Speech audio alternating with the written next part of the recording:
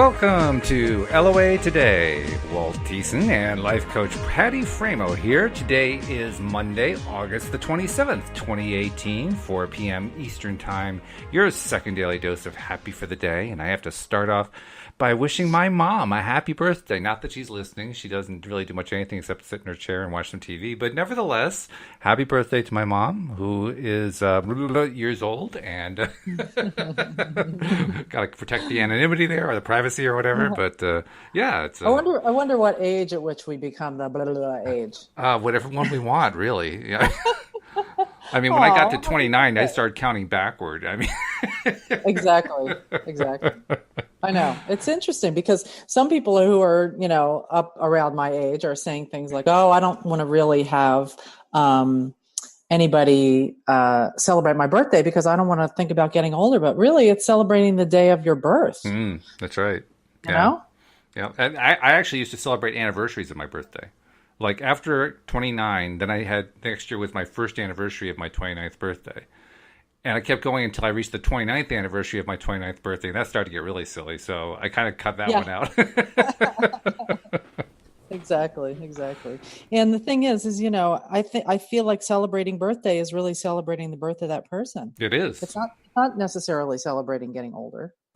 No, it really isn't. Thank goodness. Otherwise, it'll be about, how many houses can we burn down with cakes? But fortunately, that's not what it's about. Exactly. So what's your mom doing on her birthday? Is she just hanging out at home, you think? Well, no, actually, I know. My sister took her out for lunch. And while she was out, she sent me a text message. We're out celebrating at such and such place.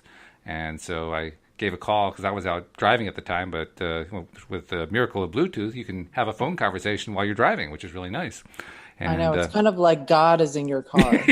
Right? It's like the voice comes from above. It is. It's really cool to have that. I love it. But no, these days with my mom, even birthday calls are really, really short.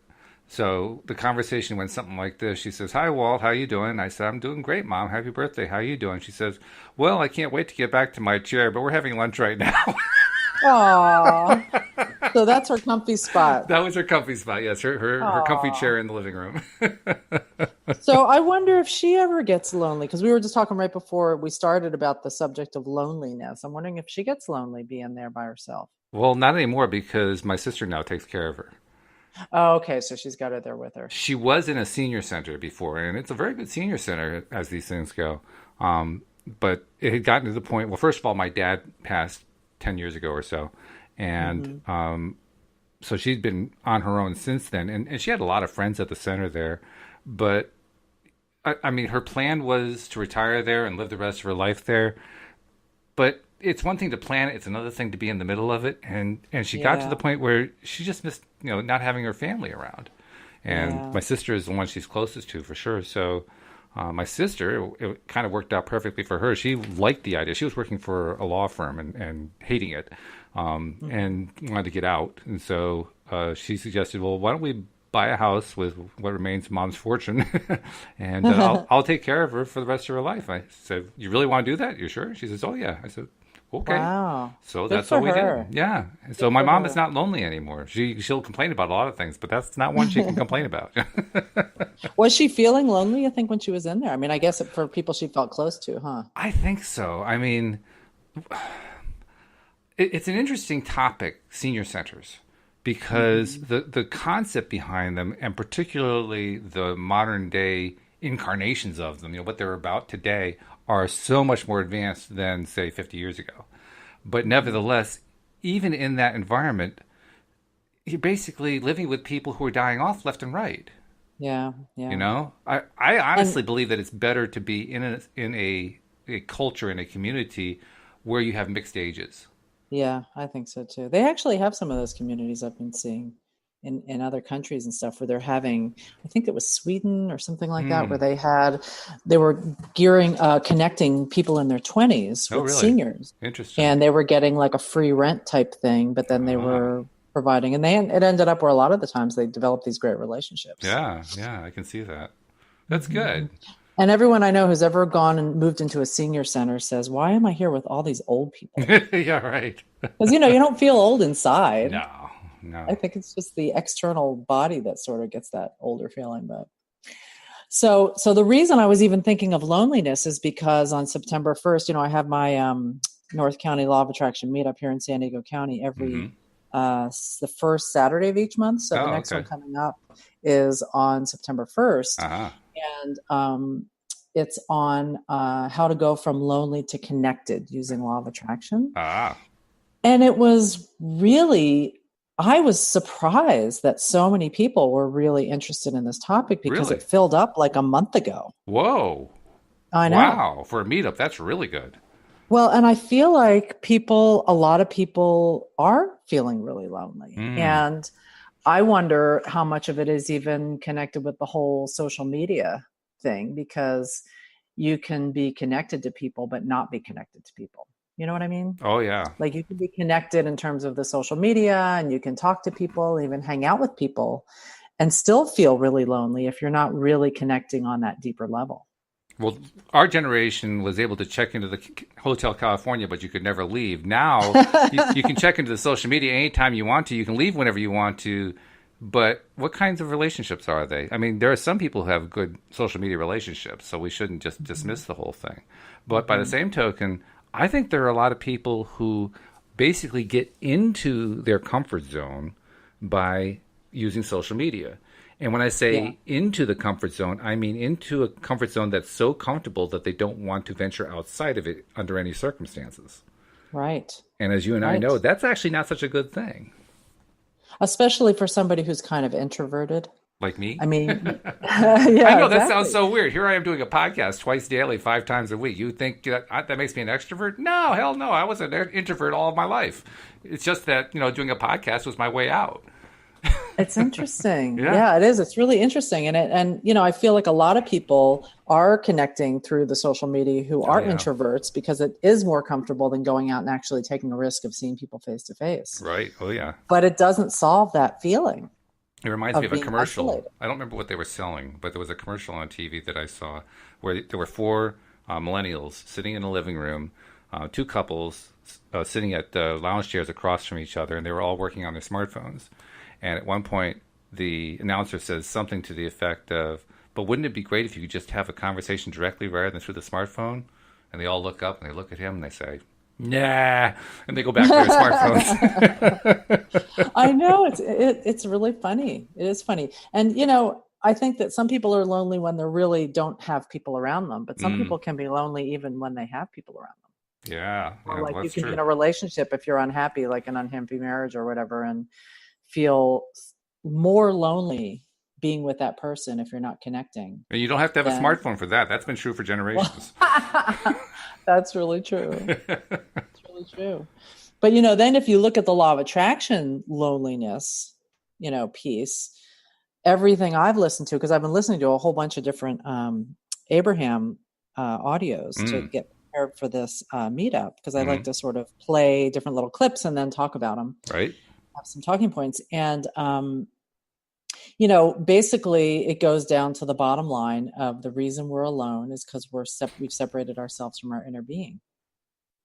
That's a really good point. I would say it's very true, actually, as somebody who was very introverted and still is to some extent, but was particularly in my early years. I was very introverted. And I know that I was not happy. I'm 100% certain most of the time I was not happy. And that I directly associate that with the introversion. I'm sure that that's true. So, yeah, somebody who's that introverted like I was, and I was pretty wallflowerish. Somebody that far, that's not a happy place to be. That's way out of alignment. Yeah, that's true. Or even if you're with people, but if you're not in alignment, you're still feeling lonely. Because it's that connection with our inner being that, according to Abraham, is what we're really seeking. And of course, we find excuses for it. I was really good at that. Like, my best excuse is my size. I'm 6'8" tall. That's pretty tall.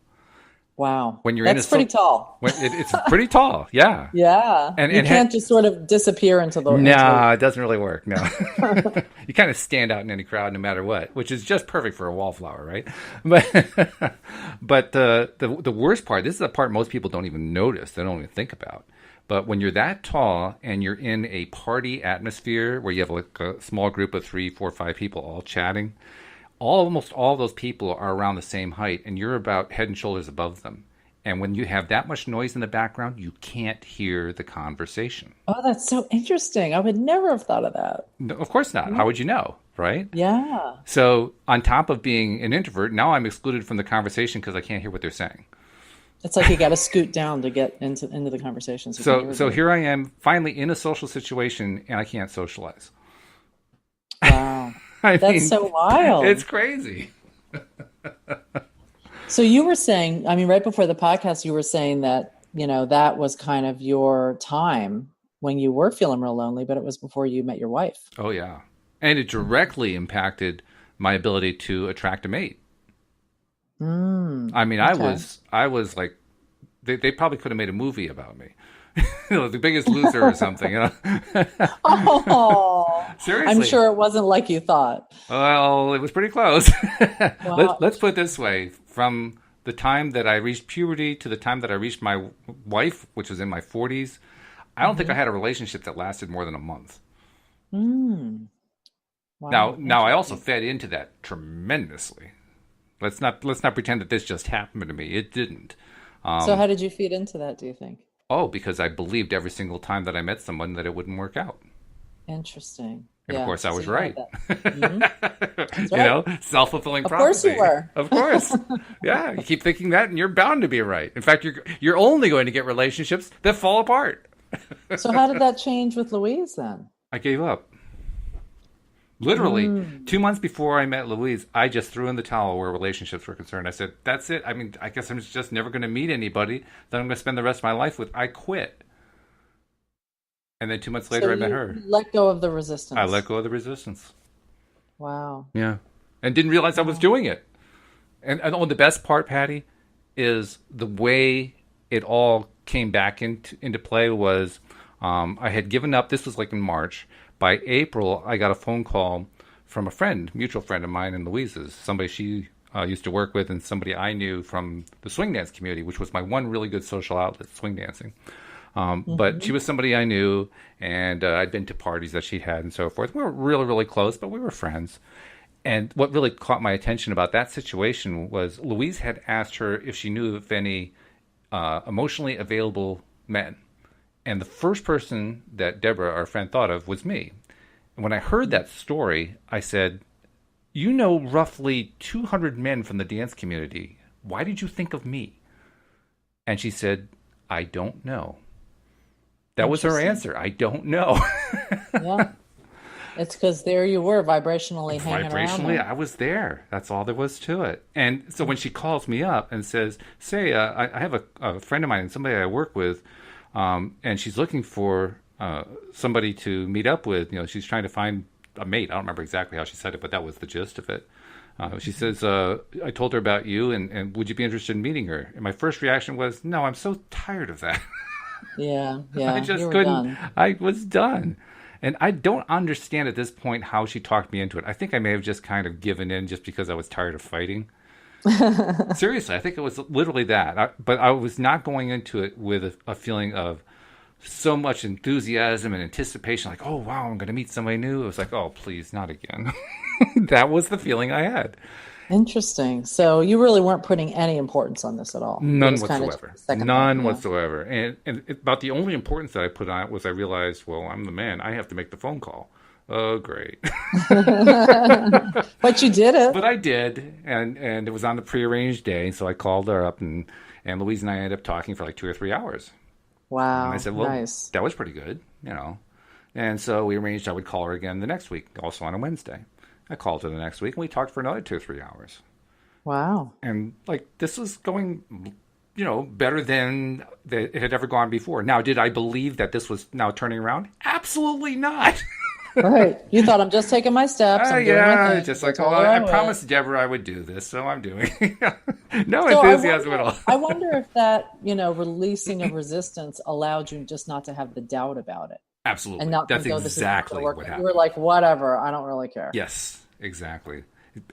Before, I was attracting from a complete lack perspective.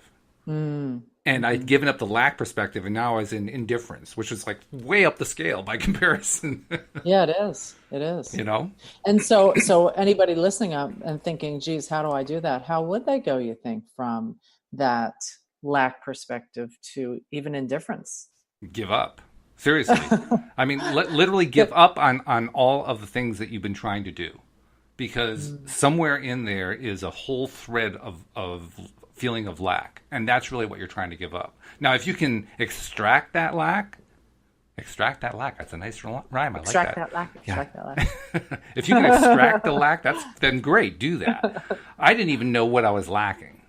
I didn't understand what was lacking. I didn't even figure out for like another 15 years after I met Louise that I believed that every relationship would fail. That was so deeply down in my subconscious mind. I wasn't even aware of it.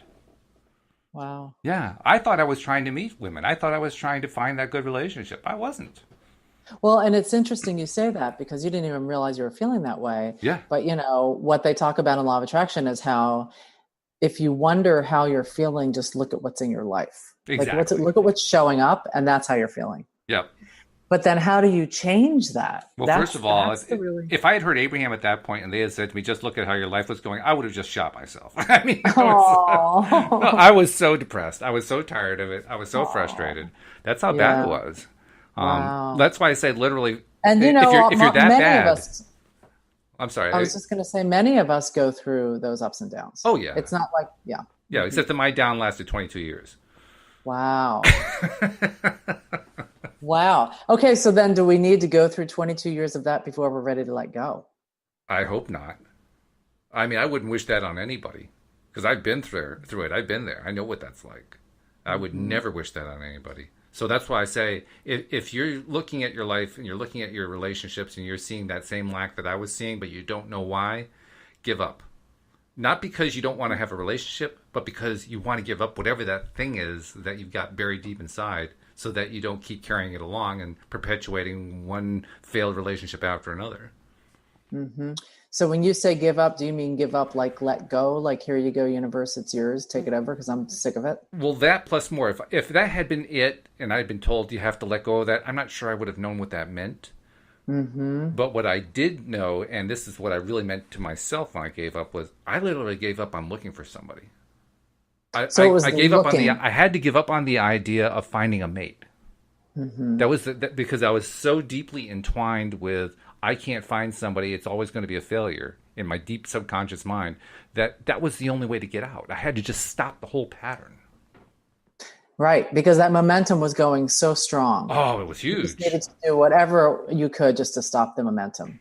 And I got to tell you, the last non-relationship, that's the only way to describe it. The only last non-relationship I had before I met Louise was like the most painful disaster of all of them. Oh, man. So it was getting worse and worse, right? Right. Well, the universe says it's like, don't worry if you keep letting it go, it's just going to get bigger. That's right. Exactly. Keep doing it, it's just going to get bigger. It sure does. I can tell you that for a fact. So the thing is can we actually learn from that and listen to our feelings and our inner being when things are not going well and we're feeling yucky about something? Do we need to let it go that far? I can't say that. Can we stop it sooner? I can't say that there's a blanket answer for everybody. I mean, I know what it was for me because that's what I had to go through. I think everybody's got to answer for themselves. How bad does it feel? I think part of it was I just reached a point where it hurt too much to even continue. It's not like it was a decision. It's not like, you know what, I'm just going to give up. Or somebody recommended to me that I should give up. It wasn't that. It was like, I just can't take this anymore. Right. It was pain. Pain was excruciating. Yeah. High motivator pain. Very. Yes. Like the best motivator ever. Yeah. Or the worst, depending on your viewpoint. Exactly.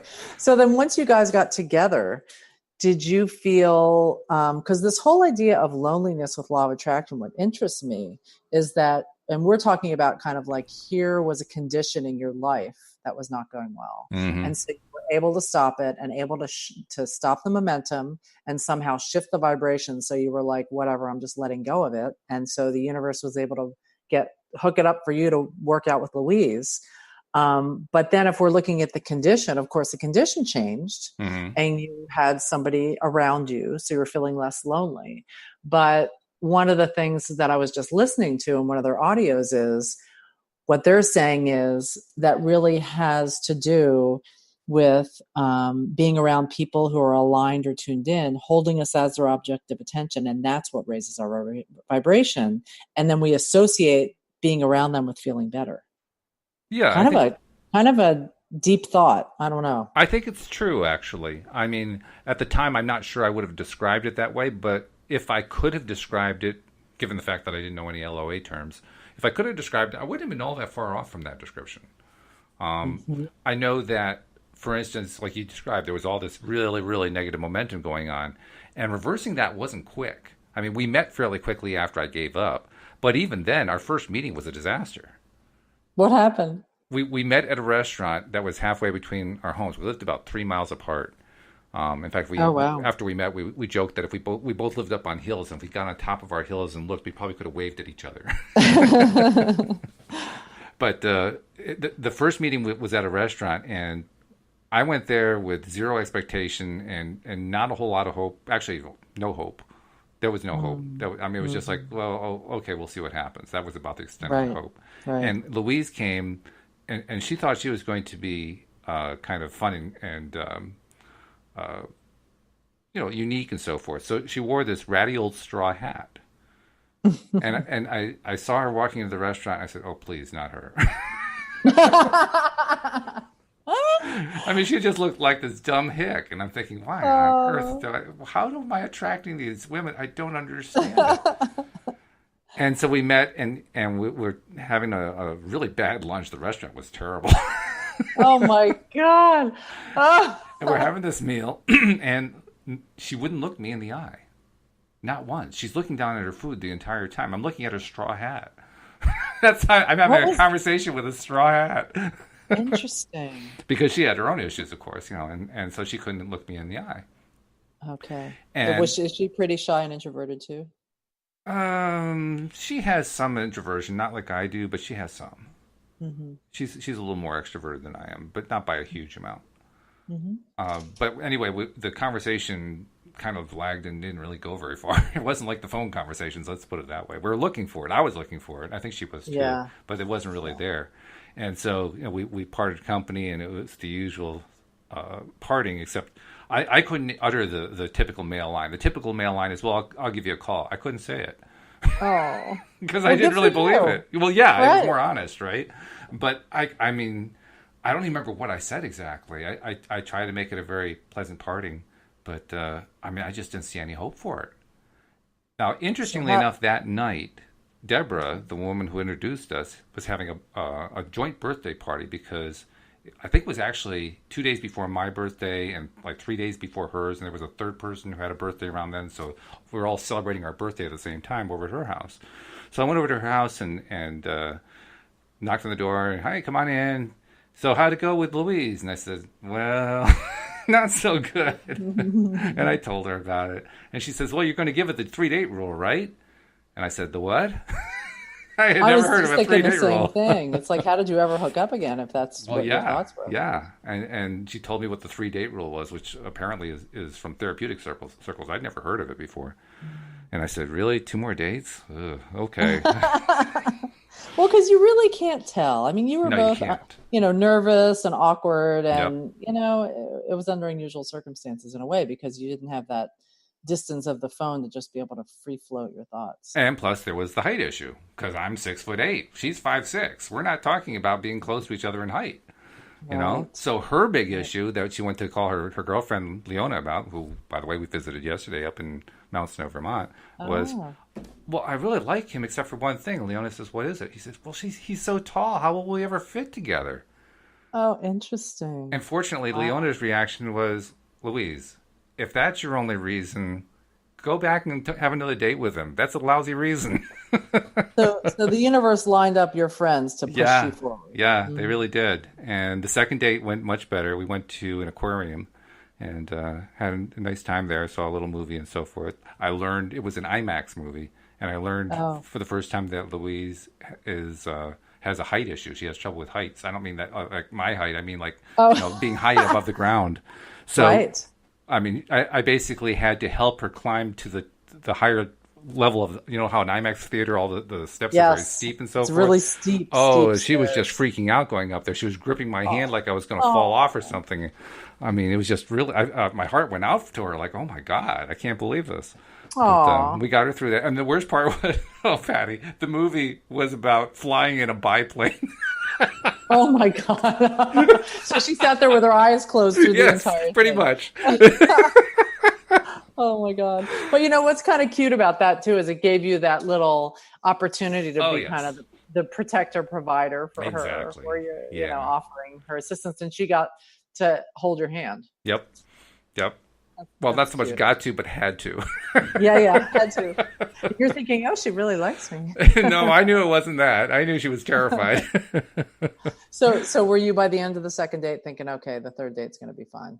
I Or were was you still feeling better kind about it. of, I can't say that I was quite that far advanced, but I was feeling better about it. And she actually suggested the next date, which was good. And we went rollerblading, and Oh, then that's fun. it just started getting a little bit better, a little bit better, a little bit better. And by the And at what time, point did you realize, like, yeah, this actually is something?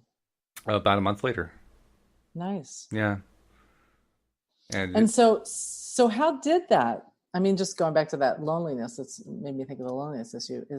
Do you feel like being around her it was the condition of being with her that made you feel less lonely, or do you think it was a combination of maybe that with raising your vibration? well, just the times that even in the very early stages where we were just getting to know each other, I never felt lonely around her. There was never any sense of loneliness. So that had pretty much gone. It wasn't even an issue anymore. It wasn't even Because something you to were think really about. connected, Yeah, we were pretty well and connected. Yeah. that Yeah. probably raised your vibration. Oh, definitely. My vibration was definitely on the rise in a big way. Both Nice. of us.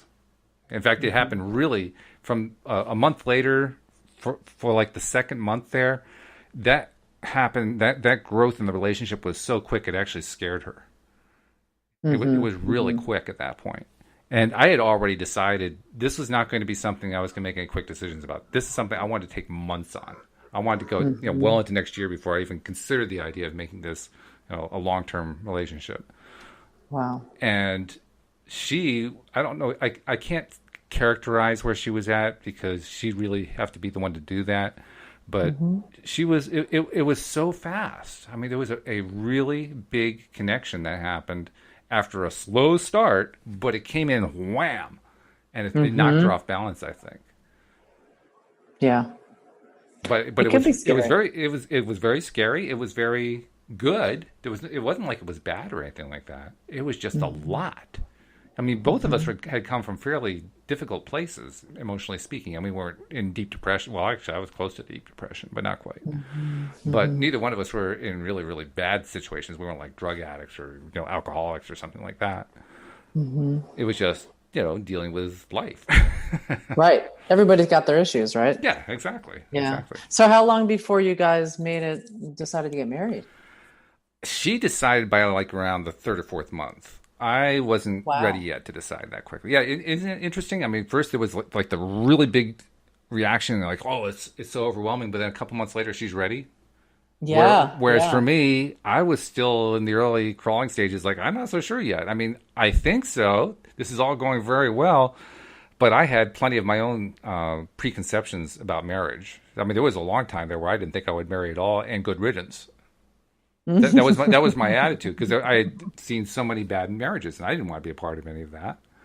So Yeah. I needed time to not only get used to it, but also to kind of not negotiate, but to work out with Louise what's ours going to look like. Because I didn't want Right. it to look like any of the others I'd ever seen.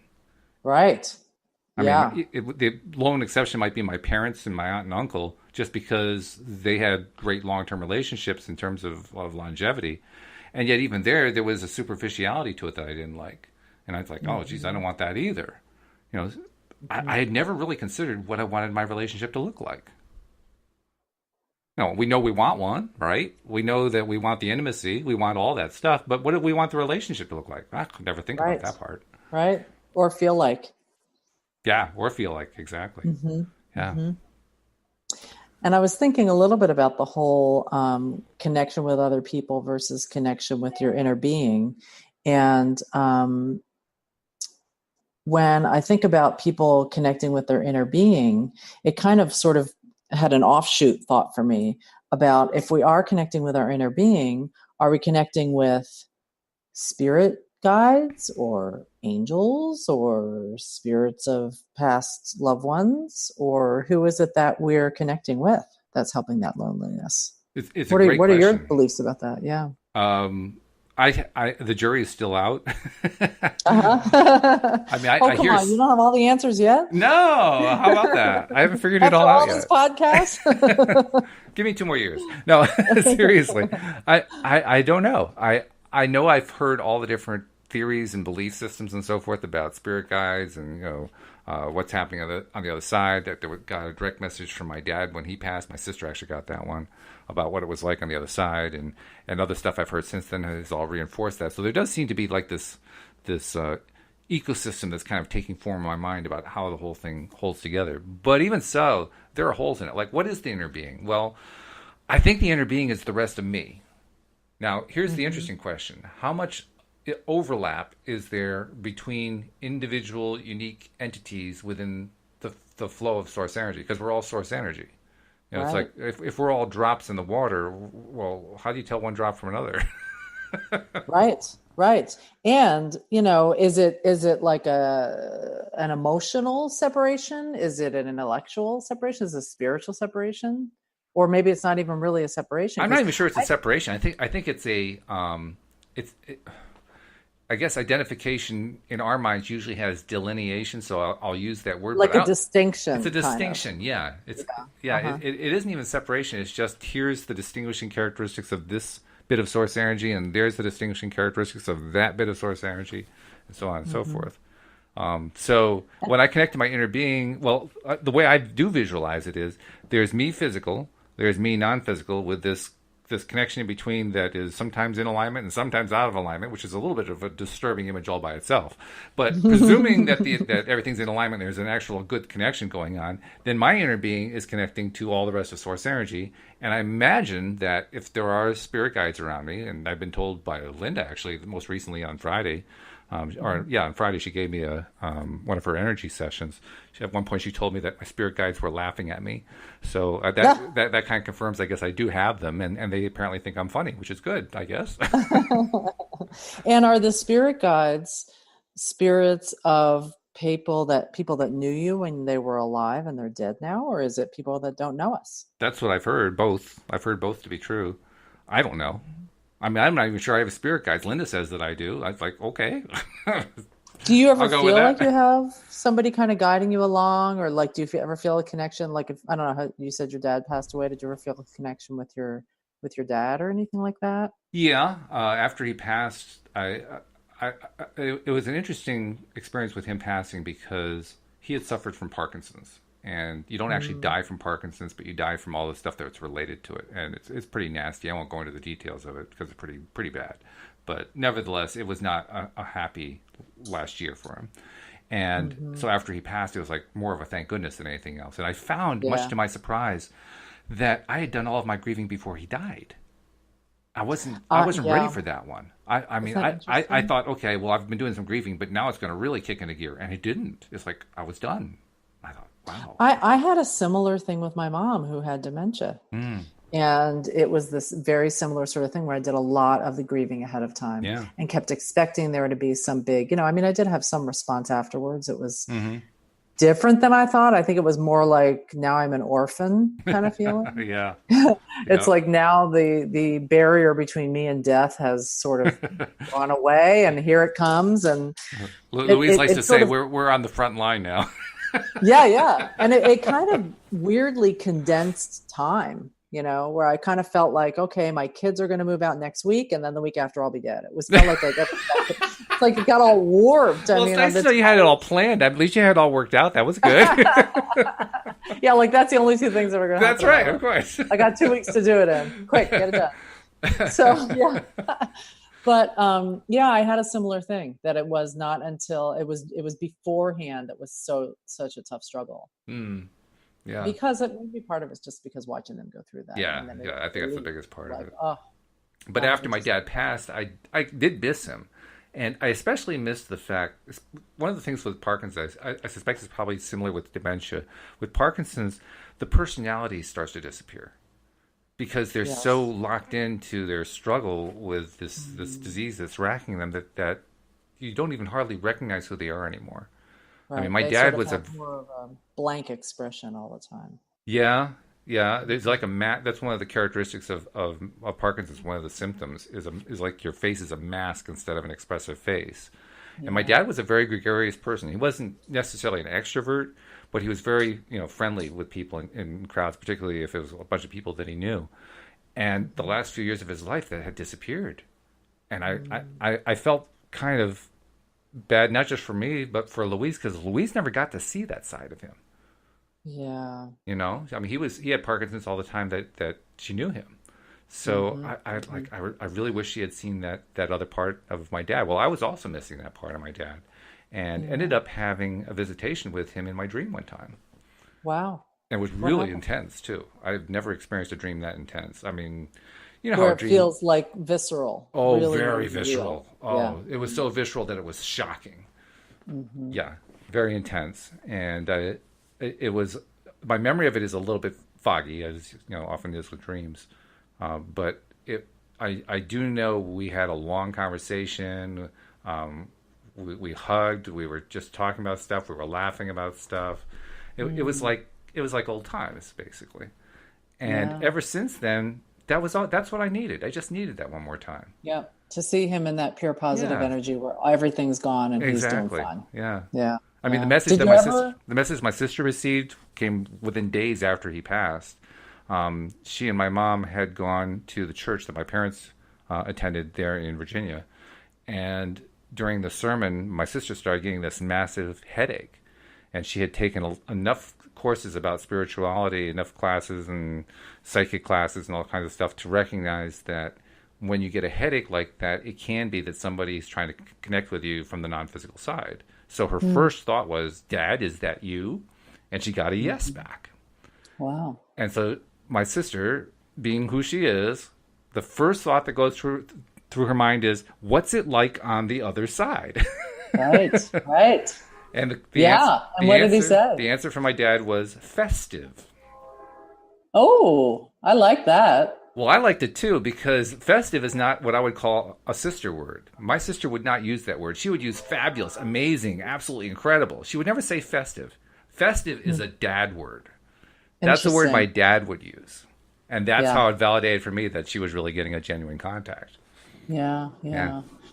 Do you ever feel connection with him or anybody else now? Like where from time to time you feel like they are influencing your life in some way or being there to support you in some way?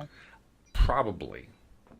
And I say probably because I'm beginning to understand that I have been aware of spirit for quite some time. I've been aware of energy for quite some time. What Hmm. has happened is my own doubt has gotten in the way. So when I'm experiencing it, I'm doubting it. Hmm. Hmm. So that's why I say probably. I Yeah. probably have been, and it's one of those things that I haven't released the doubt on yet. Was there something that happened that made you, was it just a sensing of that energy there or that spirit there? Or did something happen? Well, I think it's been evolving over time. Like I mentioned last Friday, Linda Armstrong did one of her energy sessions with me. Her sessions, she's quite different from many other coaches and such that I've met. She's not a pure law of attraction coach, but she's also not a pure psychic. In fact, when I mentioned psychic to her, she practically just brushed that off like I'm not psychic. Well, maybe I am, that kind of thing. Uh-huh. But her session is like halfway in between. It has a lot of energy connection, but it also has a coaching side to it. It's interesting. It's very novel. I've never run into anything like that before, and it Hmm. was really good. She helped me with some interesting stuff. In fact, we did a whole podcast about it on Friday. Oh, I'm But gonna have to go back and listen to that. yeah, That sounds cool. do listen to it. But the big takeaway that I had from that one is I had a lot of direct experience recognizing that I was seeing and feeling energy. And Huh. I think it's what happens over time. I think you kind of get exposed and exposed and exposed, and you become more and more aware that you're exposed, and it just kind of gradually turns into a thing, if you know what I mean. It's not like, well, maybe for some people it's a light bulb turning on. Not for me. For me, it's been just a You mean gradual that it sort development. of becomes more recognizable? Yeah, exactly. Uh-huh. Uh-huh. Interesting. Because I had a couple of experiences that were, actually, I have one that was really crazy Oh yeah. where I've often felt like my mom's energy is around me. Mm. And she passed in like 2004. And I mean, I felt like when I took my LCSW exam, that's to Mm-hmm. be a licensed clinical social Social worker, worker. Yeah. she was also a licensed clinical social worker. And I Mm. felt, and it was one of those tests where, there's two right answers Right. and there's absolutely no way in hell you can figure out which one is right. It's just like, it's so subjective. You're like, well, if you look at it this way, and if Right. you look at it, and of On course, one being an hand. analytical person, it drives you crazy. So I literally just was like, okay, mom, I need you just to direct me which one. And I really felt like she helped me pass. I had a really high score, so I was really happy. That's But great. but another thing that happened that was so crazy more recently is I had, in this last year, I've been having all kinds of issues with my left foot. I Mm. don't know why, but all kinds of weird issues where I was having tendonitis and trouble walking on it and a lot of pain. Tried all these different things, nothing was working. So I ended up wearing a boot on my left foot for Oh wow. for like 4 months. Yeah. So, of course, that messes your back up Of and course. yada, yada, yada. So ultimately, when I went back to the podiatrist, I was like, it still hurts. He's like, well, there's nothing I can do for you. I was like, oh, come on, there's got to be something. Like, well, I can't. So I was like, well, that's not going to work. So, because I work also with hospice in the hospital, Right. went to one of the doctors there and was like, what would you do if this was your situation? And he recommended me to go to this orthopedic surgeon who, weirdly enough, and the hospital is out in Escondido. I live in Encinitas, so that's like, 40 minutes away. Mm-hmm. It ended up that the orthopedic surgeon he referred me to was part of my insurance plan, which he had no idea, and like a Nice. mile from my house, which Oh, was really great. Whoa. Oh. and he said, "This is the guy you want to go to. He's the foot and ankle guy. He's going to be the one that he's really good." And I was kind of hesitant at first, thinking, "I don't want surgery. I don't want to go through any of that." Mm. But I just went. Mm-hmm. And so I met with him. He was really nice. He's like, "Okay, well, we're gonna." He said, "There are things we can do. We can manage this." And one of the things he recommended was to do a cortisone shot, and then he recommended to do these stem cell injections. Oh, really? And I was like, "All right, whatever. I'm just willing to do whatever it's going to take." So I went he did the cortisone shot right then, which was in the top of my foot, which was like having a baby in my foot. Oh boy. It was like so crazy painful. So when I left, and I mean, it was bad. It was like one of those where tears are just pouring. You can't. Yeah. Yeah. I left, and before I came back the next week for the stem cell injections, I was freaking out. I'm thinking, I am not going to be able to go through this in both my ankles, in both sides of my ankle. And so I did one of those little, okay, mom, I need your help with this. I need you to go with me. And this is what I want. I want it to be where it doesn't hurt. And I want it to cure the problem right away. Because he said it could take weeks and months because the inflammation builds up and your body's natural healing ability happens and all that. So I went to the visit right after saying this, putting this thing out there to my mom. I walked in there and he turned to me and said, "Are you related to Mary Framo?" Which is my mom's name. And first of all, I'm like, what? Like, no one's ever said that to me before. And it turns out his dad was a therapist. My mom was a therapist, and they were friends with each other. So they happened to know each other. Wow. Yeah, so that was kind of weird. And he gave me the shots, and they did not hurt. Good. And I walked out of there, and within 24 hours, the boot's off, and it has never gone back on. Wow. It was crazy. Crazy. That's great. So though. I really do feel like that connection. I mean, I know you talk to somebody who doesn't believe this stuff and they look at you like you're absolutely insane. But there's this connection that I really do believe is there. And when they talk about, not being lonely by connecting with your inner being, I feel like it can be your inner being or your spirit guides or your loved ones who have passed or anybody who's really still part of you. So thinking about bringing that into this meetup and how do I help the people who are coming to the meetup with that whole feeling of loneliness. If it is getting connected to your inner being, then it comes back down again to the same old, how do you get more connected with your inner being and how do you raise your vibration? Well, I think there's an important thing to notice. And this is something that an introverted person can notice easily, I think. And that is, we have always been connected to our inner being. The difficulty isn't in connecting. We've always been connected. The difficulty is in noticing it, recognizing it, Mm-hmm. For That's really instance, true. one of the things that I learned as I was learning how to make that connection was that I had always had a connection to what I will, for the lack of a better term, because it's what everybody describes, I have had a connection to an endless source energy all this time, and we all have. But I Mm-hmm. recognized it because I realized that it was it was something that never changed. It was a feeling. I mean, I can point to where in my chest it feels like. It's a feeling that never changes. And because it never changes, it never varies in any way, we live in a world of contrast. We're used to things that are different. If something isn't different, we don't notice it. Mm-hmm. It's just not part of our conscious mind. So it was there all along. I just didn't notice. I don't remember exactly what cued it in my mind, but there was something that Abraham said that made me realize the constancy of it, and that that's why it would be hard to notice. And when I thought about that, I realized, yeah, there's this feeling that's always there. It never changes. That's got to be it. That's got to be that connection to my inner being. That's got to be that connection to source energy because And it it's that never same changes. feeling. It's that same feeling when there's something that we know and we just know. Like, there's this part of you that just knows. It is It's similar like to that that. Yeah. that gut, that heart, that inner being, that spirit, whatever it is, that all-knowing part of us that just knows when something is right or not right. It's why Abraham resonates so well with those of us who follow Abraham. Mm-hmm. It just seems absolutely right. It doesn't matter that it's coming from this crazy freaky woman who's spouting stuff coming off from Who's these. channeling these like dead guys? Yeah, Yeah, right. A whole bunch of them too, all lined up apparently. I mean I mean that's just plain wacky. But you it hear is. what the message is, and you forget all that because the message is so true. It just feels absolutely right. Yes, it feels right in your bones. Yeah, yeah, It just does. And it's so consistent. it is. I mean, I've listened to thousands of different audios, Mm. and it's always consistent, Well, they say so, right? We'll be happy to answer all of your questions just as long as you understand that the answer is always the same.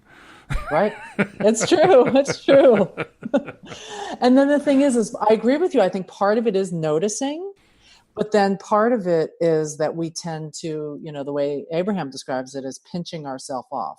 Like that flow, that source is always there and it's always connected to us. But what we do with our doubts and our fears and our anxieties and our bad moods and depression and blah, blah, blah, anger, frustration, is we pinch it off because we're not lined up with that frequency. And And that's, I would say that that pinching off can also be described as not noticing yeah, you're because it's right. always there, but we're not noticing it. So when we're not Or it's like noticing we it, forget. or yeah, yep, could be that. Yeah, But the point is, when you're not noticing or you've forgotten about it, and you're just you're living your life as if it's not there, that's when you float out of alignment. hmm You don't float out of alignment while you're noticing it. While you're noticing it, you stay in it because you're noticing it. exactly, exactly. Yeah. So And to then, go of back to the course, original question, the question was, okay, well, if you're lonely and if loneliness means you're out of alignment, how do you get back into alignment? Literally, you notice the connection. And there are a lot of good right. ways to do that. I mean, that's what all the practices are, right? About affirmations and vision boards and mirror exercises and And nature taking a walks, nap taking a and nap, all taking that a nap or stuff. meditating and pivoting Yeah, away from the thoughts and all reaching for that the stuff. next better feeling thought. And They're all designed to get you get back to the point where it's easier to notice that connection. that's true. And to really feel it, Yes. to really feel it. And for the longest time, I was convinced I didn't feel anything until Mm. I heard Abraham point out that human emotions are an indicator of whether we are in or out of alignment. If our emotions are good, we're in alignment. If our emotions aren't what we would call good, then we're out of alignment. So we Mhm. actually are, all of us, getting signals from our inner being. So even me, All somebody the who was time, convinced he was never getting any kind of signal, he was getting it all the time. He just didn't recognize it. When I which is finally why heard it that, I felt so said, bad. "Oh my God, I actually can communicate with my inner being. All I have to do is listen to the emotions." They'll tell me which way I am, in or out of alignment. Yep. Now, it's a rather crude form of communication. It's not like we're having a discussion about Plato and Aristotle, but nevertheless, it's a connection. It's a communication that's going on. And it's really, really simple, but it's not always easy. Yes, right. It's true. It's true. Yeah. But that's what it's all about. It's about getting back in touch with that. Because when you're in touch with that, then everything works. Yeah. And it's funny how I've noticed that the more sensitive and aware I become, the more when I fall off my disc, I really fall off. Have you ever noticed that? It's almost like now you know what it feels like to be connected. Oh, I see. And Yeah. when you're not, you really feel it. Mm-hmm. Well, I have to admit, the whole idea of a high flying disc, that one threw me when I first heard that one. Like, what am I spinning? What's going on here? Is that right? Am I dizzy? It's that thing to the right of Esther. To the right of Esther, right? That vortex, right? The Just whole want to disc get thing over is there. weird. That's where all my stuff is That's in that right, little yes. thing right under her hand. I want to get over there. Yeah, so where's the key? Come on, where's the key? I want to unlock the darn thing. Exactly. But it's just funny how I find that the more I am connected, even though it feels really noteworthy when I'm not connected, it seems like in a way it's easier to get back up to being connected again. Mm-hmm. Sure. And maybe part of it is just having all the tools and things like that. Yeah. Well, that are available. that's definitely part of it, because that's how we take the baby steps to get back there. So if you were running this meetup on Saturday, what would you say is the number one thing that would help people go from loneliness to connected? I would say noticing the connection is already there. That's the number one thing. However you do that, that's what it comes down to. And there are lots of ways you can do it. If it were me, if I'm running the meetup, I'm going to take a little survey. I'm going to say, have you ever noticed a feeling in your chest? Just, have you ever noticed a feeling that never changes? It's always the same. Have you ever noticed that? And just take a poll. Interesting. Some people are going to say yes. Some people are going to say no. But the ones who say yes, you can point to and say, well, you now know where your inner being is. And you're going to be spiking interest in the people who were saying no. Like, well, what are you feeling? So I'm wondering if for everybody it's in their chest. I'm going to go with a yes on that. I don't know. But I'm going to go with yes. Hey, one thing that Tom Wells and I talked about this morning was how important it is to be decisive. Because when we're not decisive, when we're just going back and forth, I'm not sure, should I do this, should I do that? It's so true. That's when It's we're in so our true. worst place. Talk about being out of alignment. We're so far out of Split alignment. energy Oh, God, is it's the terrible. worst. It's just horrible. So at the very least, you're making people be decisive, yes or no. That's true. And now you have something to talk about because you decided. Everybody in that room decided one way or another. And you're right, there is something about that indecisiveness that is torturous. It's that being stuck in limbo place. Well, that's how you end up being lonely. Because what happens when you're lonely, you don't take action to be unlonely. It becomes a self-fulfilling prophecy. It becomes an ongoing lifestyle. And you just get stuck there. And what are you doing while you're stuck there? You're going back and forth about, well, maybe I should try this. Well, maybe I should try that. I don't know. Should I do this? Maybe I'll just go read a book. I'm done with all of that. Well, maybe I'll go to the party. I don't know if I'll go to the party. Nobody likes me anyway. It's so indecisive. Yeah, totally. It's true. And I'm sure so many people can relate to those inner thoughts you were just expressing. Absolutely. We've all been there. We all know what it's like, except for the extroverts. They don't know what they were talking about. But. Even with the extroverts, I still think You it think happens. Yeah, absolutely. I think when okay. you're not connected, because I tend to be pretty extroverted, but when you're not connected or pinching off or not noticing or whatever it is we want to call it, it definitely can be, you can get stuck in that which way do I go kind of thing, because you're just kind of floating from one decision to the other. But without making a decision, you're right. It feels yucky because you're stuck in this limbo place. And by the way, it's almost better to make a wrong decision than Yes, definitely. And by the way, it's really easy to stay there. The way you stay there is by my favorite way to justify staying in that stuck place is to pat myself on the back and say how analytical I am. Or say I'm such an observer. Yeah, I am. I'm a great observer. Yeah. And let me tell you, there's nothing worse than going through life as an observer.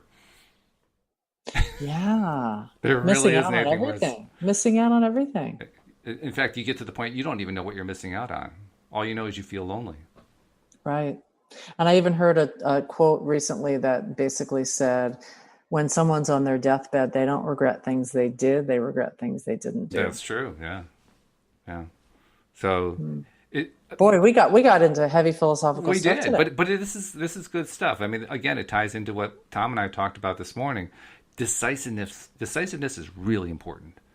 And it doesn't matter if you make the wrong decision. There are no wrong decisions. I mean, Abraham says that pretty clearly. You can't get it wrong, and you'll never get it Right. done. Which I translate to you'll always get it right, and the road goes on forever. And when I recognize it that And way, and the piece that I was just listening to this morning also, which was so, I don't know, soothing in some way, was to thinking if something's happening in your life, you do make a wrong decision, or you make a decision that later you think, oh, maybe I shouldn't have done that way. You really don't know if it's not the universe just setting things up for what you really want. yeah. And that's just part of the path to get there. And it's And not that's like the you're path of locked least in. resistance. The other thing about being an analytical person is you trying to make the ultimate decision. And that's never the best way to look at it. It's always better to look at it as this is the next decision. I'm making a decision right now. Is that decision going to take me in the direction I want to go? I'm not sure yet. But I'm going to make the decision in order to find out. Yeah, like take a step and see how it feels. And then once I find that I'm going in the wrong direction, guess what? There are no penalties for changing direction. Exactly. Isn't that cool? Yeah. It is. It's really true. And there is something about taking the pressure off when you think all I have to do is take a step. Yes. I remember my mom used. And you don't have to get it right either. It doesn't have to be the right step. It's true. In fact, it's almost better if it's not, because now you get a quick feedback like, oops, nope, that was the wrong direction. Right turn. And sometimes, like I remember my mom used to tell me when I was all stressed out about writing a paper or something, she would say, just write the worst paper you possibly can. Yes, right. And there was something so relieving about that, because you're like, well, okay, it doesn't matter. I'm just going to get something going. As long as you just get going, then you're fine. And then, of course, it's never as bad as you think. Of course not. No. But it gets you off the starting spot. And that's really why we end up lonely. We never get off the starting spot. We're always stuck at the starting line. Yeah, it's true. It's true. Interesting. There's the tortoise, there's the hare, and there's the lonely person. The tortoise gets there slowly. The hare goes, hopping off in all directions, and the lonely person just stays at the starting line. Going in circles. Yeah. Should I go this way? Should I go that way? Should I go this way? Should I go that way? I wonder how much of loneliness is related to indecision. Oh, I'm sure very, very heavily related. Yeah, no doubt in my mind. Wow, we have about a minute and a half left, and I want to make sure I get a couple of announcements out there. First, we have been really pushing the idea of posting something on social media about how you've been listening to LOAtoday.net, and just use that phrase.